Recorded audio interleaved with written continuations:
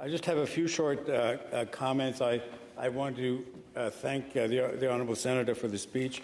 I think that she's really covered the issues very well. I just want to take the opportunity to say a couple of words about the origins of this bill, and really to say that, apart from all the reasons that she's given, one of the reasons I like this bill is that it has an all-party history.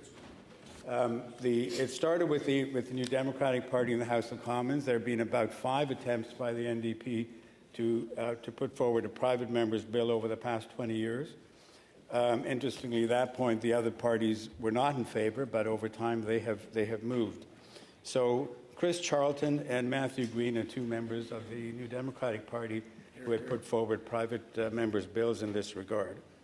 In 2021, the Liberal Party put it in their platform, and then 2022, as Senator Martin noted, Chrystia Freeland, Finance Minister, included it in her budget with the limit of $4,000. And that's an interesting figure because in negotiations between the government and the union, it was the union of the building trades who suggested the $4,000 limit, in their view, would be the median amount that workers would be asking for. So that's why it was set at that time at a level of $4,000. Bill 241, introduced by Conservative member Chris Lewis, takes that further and has said that it shouldn't have a limit. So I think that in many ways the ideas that were put forward by the New Democratic Party 20 years ago continuously for a system that wouldn't have a limit would finally be coming into force. So my compliments to all 3 parties. First, the NDP for having put it forward for a long time, supported the union movement on that, and subsequently for the Liberals and Conservatives who've come on side and are putting this forward. I certainly will be supporting this bill, and I urge colleagues to think about it positively. Thank you. Senator Kushner on debate. Would Senator Cardozo take a question? Senator Cardozo? Yeah. Sure. Let me start with Senator Martin first. I really very much appreciate her speech today.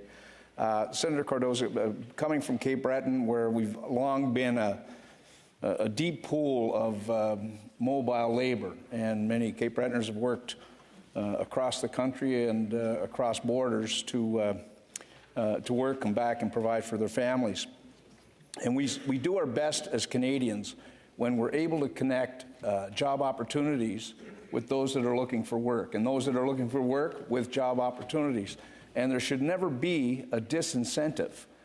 And certainly the Income Tax Act, the unfairness in the Income Tax Act, handling contractors and individuals quite differently, I think it addresses you have that. A question? So the question is, now that more companies and contractors have cut back on living out allowances and travel expenses, which were once covered, do you see this as almost urgent in order to make sure that workers are able to find and secure those opportunities?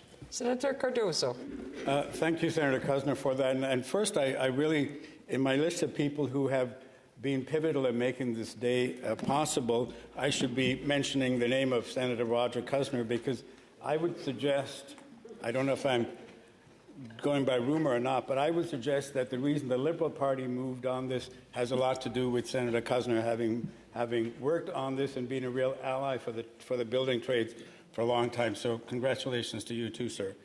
Absolutely, it is urgent, and I think I hope that we can pass it soon, and that would go into effect to the extent it can for this calendar year.